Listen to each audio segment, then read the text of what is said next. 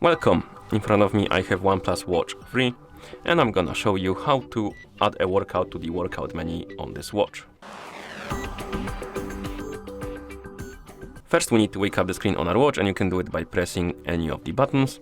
After you wake up the screen, press the lower button right here to open the workout menu.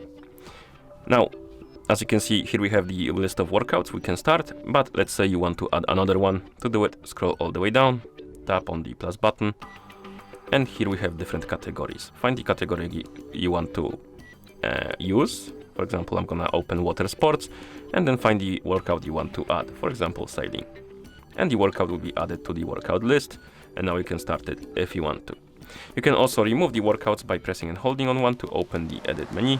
Then you can tap on the delete icon to remove the workout, and you can tap on the screen to exit the editing mode.